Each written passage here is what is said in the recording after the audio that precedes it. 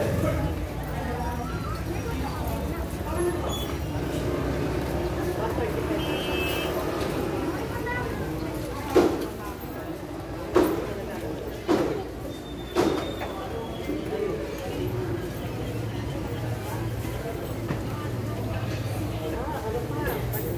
magandang araw po sa ating lahat, mga kababayan ko, dito sa mamamayan ng Santo Niño Perez. Ako po ay naririto muli upang magbahagi ng banal na kasulatan sa bawat isa. And it is such a great privilege to share unto you the Word of God today. Today is Monday, not the first day of the week, but the second day of the week. Sunday is the first day of the week, and today is the second day of the week. And it is such a great privilege to share unto you a message from the Word of God today. My only intention is just to be a blessing to everyone. Kaya sa umaga na ito, again, I will take the opportunity to share unto you the Word of God. Ngayong umaga na ito, ang ating tatalakayin ay walang iba kundi patungkol sa mabuting balita. Good news. Now, good news can only be good news if we know bad news. Good news can only be good news if we know the bad news. Now, allow me to share unto you what the bad news is. Sa umaga na ito, tayo po lahat ay busy. Marami tayong pinagpapagalan sa buhay. Sapagkat tayo ay tao at nangangailangan ng salapi o bagay na kailangan pangtustos sa ating mga pag-aaral, pagkain, at lahat ng mga kailangan natin. So we really need to work. Now, alam niyo po ba, mga kaibigan, na there was a time na nilikha ng Diyos ang langit ng lupa. He created the Garden of Eden na sa panahon noon ay langit para kay Adan at kay Eva. But you know what? They chose to disobey God, at doon papasok ang bad news. Adam and Eve disobeyed God. Noong kanilang hindi sinunod ang utos ng Diyos, doon na nagkasala ang tao. Sin is the transgression of the law. Sin is not only bad, sin is not only a mistake, but sin is a rebellion against our Creator. At ang bawat isa po, tayo ay mayroong kasalanan. Tayo po ay nagkasala sa Diyos. Bata, matanda, lahat tayo ay nagkasala. Pilipino ka man, Amerikano, Caucasian, half Caucasian, lahat tayo ay nagkasala. Chinese ka man, ano man ang iyong nationality, all of us, we have sinned against our God who is holy. Now, the bad news is this. Lahat po tayo ay nagkasala sa Diyos, at hindi lang yan, ang bawat tao na makasalanan ay kaaway ng Diyos. Ang bawat tao na makasalanan, sinasabi sa banal na kasulatan, tayo po ay kaaway ng Diyos. So just imagine that you're walking there, you're walking over there, and yet you're enemies of God. Tayo po ay kaaway ng Diyos. Maghahanap buhay lang naman tayo, pero kaaway pala tayo ng Diyos. Ang bawat tao, kung tao ka talaga, tao ka man, ikaw ay kaaway ng Diyos. Siyempre sinasabi ng banal na kasulatan, all of us, ako, ikaw, lahat tayo ay kaaway ng Diyos dahil sa ating mga kasalanan. Paano nagiging kaaway yung tao? Kapag ikaw ay nagkasala, automatic, the Bible says, we're all enemies of God. At kapag kaaway tayo ng Diyos, kapag kaaway tayo ng Diyos, dahil sa ating pagkakasala, huwag mong asahan na pupunta ka ng langit. Bakit? Kaaway ka ng Diyos ng langit tapos asahan mo pupunta ka ng langit. So, kailangan ayusin natin yung relasyon natin sa Diyos. At hindi maayos yung relasyon natin sa Diyos sa pamamagitan ng isang relihiyon, sa pamamagitan ng pagpapakabuti. Hindi maayos ang isang relasyon sa pamamagitan ng karunungan lamang ng tao, katalinuhan, filosofiya, edukasyon. Walang paraan ang tao upang ayusin ang nasirang relasyon sa Diyos. Mga kaibigan, huwag mo sabihin ikaw ay relihiyosa at malapit ka sa simbahan. Hindi yan yung paraan para ayusin mo yung relasyon mo sa Diyos. Ang relasyon natin sa Diyos ay nasira dahil sa ating pagkakasala. Kung kaya't ginagawa ng tao ang kanyang best para ayusin yung relasyon. Ang gagawin niya, susundin ko ang lahat ng utos ng Diyos. Pero wala pong tao makasusunod sa utos ng Diyos. Pero nasunod ko naman yung bahagya. Mabuti naman akong tao. Pagtanong mo ba sa kapitbahay namin? O talaga? Lahat po tayo ay nagkasala sa harapan ng Diyos. Kahit mabuti ka pa na sinasabi mo, sinasabi sa banal na kasulatan, there is none righteous, no not one. No one that doeth good, no not one, wala kahit isa. Walang taong mabuti, gumagawa ng kabutihan at hindi nagkakasala. Yung nagtuturo sa inyong harapan ay isang makasalanan kagaya nyo po.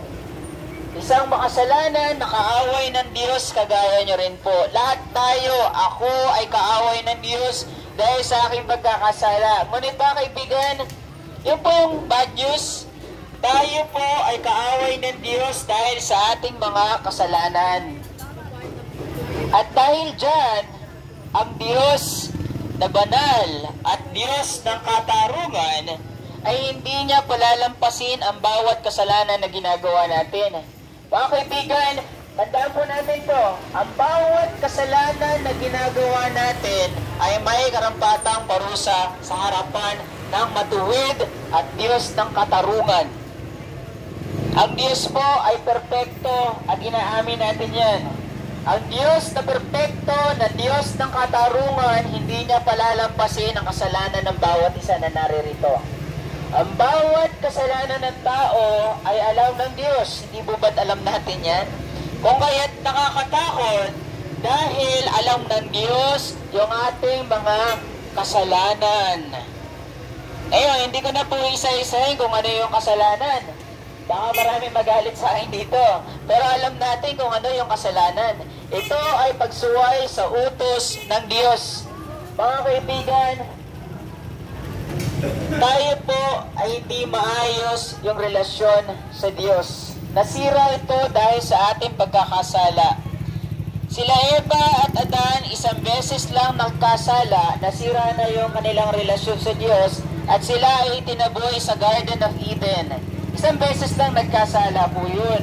Pero tayo, di mabilang-bilang yung ating mga pagkakasala. Kaya, tignan natin, gaano na lang tayo kalayo sa Diyos, di mabilang yung ating pagkakasala. The bad news is this: we are all separated from God. We're separated from God because of our sin. Tayo ay layo sa Diyos. At sa kahit anong kaparaanan ng tao, hindi niya malilinis o maayos yung kanyang relasyon, nasira na relasyon sa Diyos. Mga kaibigan, bad news po yun. Bakit? Kasi yung mga kaaway ng Diyos ay mayroong nilikang lugar ang Diyos na tinatawag na impyerno. Meron pa nga isa, lawa ng apoy. Magkaiba po yun. Yung impyerno, ito ay patutunguhan ng mga kaaway ng Diyos. Ang bawat makasalanan, every sinner is an enemy of God, and we cannot do anything about that.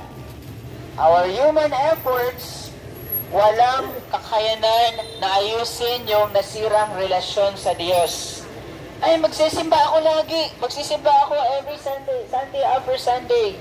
Alam mo po, kahit magsimba ka, Sunday after Sunday, hindi mo maaayos yung relasyon mo sa Diyos. Gagawa ako ng mabuti. Kahit gumawa ka pa ng mabuti, hindi mo rin maaayos yung relasyon mo sa Diyos dahil may kasalanan ka pa rin. Susundin ko ang utos ng Diyos. Hindi mo kaya yun kasi tao lang tayo eh. isa sa atin, walang kahit sino ang makasusunod sa lahat ng utos ng Diyos. The Bible says, if you're a sinner, you're a lawbreaker. Ikaw ay laging sumusuway sa utos ng Diyos. All of us, for there's not a just one upon this earth that doeth good and sinneth not, according to Ecclesiastes 7:20. You say you are good, but the Bible says, even though you are good, may kasalanan ka pa rin. May kasalanan pa rin tayo kahit gumawa tayo ng mabuti. Kahit sa buong buhay mo ay ginawa mo puro pagtulong sa iyong kapwa, sa harapan ng Diyos, makasalanan ka pa rin. Bakit? Kasi mapapatawad lamang yung kasalanan natin sa pamamagitan ni Kristo ng kanyang kamatayan doon sa krus sa Kalbaryo. The Bible says in Isaiah 59:2, "But your iniquities have separated between you and your God, and your sins have hid His face from you, that He will not hear." My friends, lahat po tayo ay nalayo, nawalay sa Diyos dahil sa ating mga pagkakasala sa Kanya. Bagaman tayo ay nagkasala at nahiwalay sa Diyos, God, in His love, mercy, and grace, He provided a way to fix our broken relationship with God. How? By sending His only begotten Son, the Lord Jesus Christ, to die on the cross as the Lamb of God which taketh away the sin of the world, to become our mediator. For there is one mediator between God and man, the man Christ Jesus, who gave Himself a ransom for all. This is our hope, the person and work of our Lord Jesus Christ. Repent and believe on Him. Si Kristo lamang po yung tangi makakaayos ng nasirang relasyon ng tao at ng Diyos. Old men, old women, young men, young women, children, every one of us, we have sinned against God, and God declared us His enemies. We are all His enemies. And if we are all His enemies, and we die as an enemy of God, do not expect that you will enter heaven. You will only go to hell. That's what the Bible says. Those who do not believe on Jesus Christ, they are condemned already. He that believeth on Him is not condemned, but he that believeth not is condemned already, because he hath not believed in the name of the only begotten Son of God. In John chapter 3 verse 18. Mga kaibigan, tayo po ay kaaway ng Diyos. Tumatawa ka man ngayon, kaaway ka ng Diyos. Lahat tayo, ako rin, lahat tayo ay kaaway ng Diyos, at si Kristo lamang yung makaaayos ng ating nasirang relasyon sa Diyos. Jesus Christ died to become our mediator. Si Kristo lang ang tanging tagapamagitan ng tao at ng Diyos, at wala nang iba. Hindi mo mahanap yan sa relihiyon, hindi mo mahanap yan sa kabutihan, hindi mo mahanap yan sa sarili mo. Kay Kristo malamang makikita yung gawa ng isang mediator. Friends, ang mensahe ngayong umaga na ito, you cannot be reconciled to God unless you come to Jesus Christ in faith. Believe in Him. There is no salvation outside Jesus Christ. Neither is there salvation in any other, for there is none other name under heaven given among men whereby we must be saved, but only in the person and work of our Lord Jesus Christ that you can be saved. Repent and believe on the Lord Jesus Christ, and you shall be saved.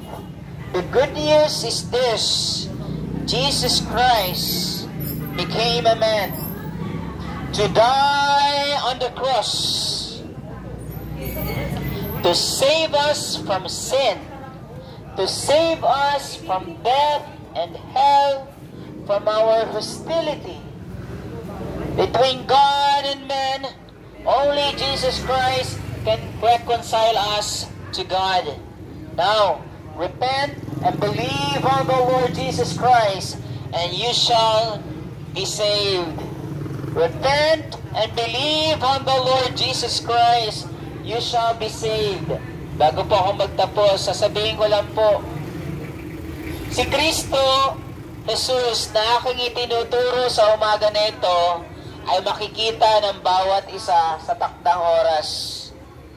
Whether you reject this message, si Kristo ay makikita mo sa takdang oras at sasabihin mo sa Kanya, truly you are Lord, at ikaw ay luluhod sa Kanya. Ang bawat tao na naririto, lahat ng tao ay luluhod kay Kristo at sasabihin siya ang tunay na Panginoon. Tandaan po natin yan. Yan ay sinabi ng Diyos. Every knee shall bow, every tongue shall confess that Jesus Christ is Lord to the glory of God the Father. Every knee shall bow, and every tongue shall confess that Jesus Christ is Lord to the glory of God the Father.